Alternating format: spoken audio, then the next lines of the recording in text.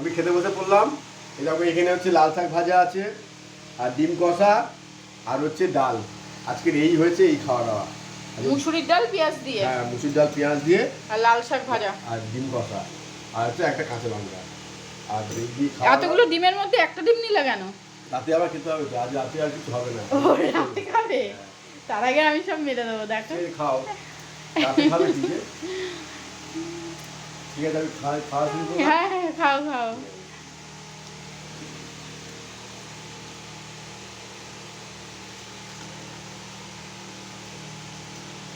আমার শাক ভাজা খুব ভালো লাগে।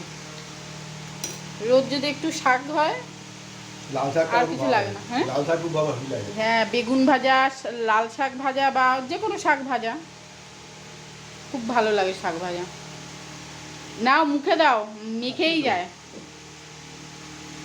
খেয়ে নাও।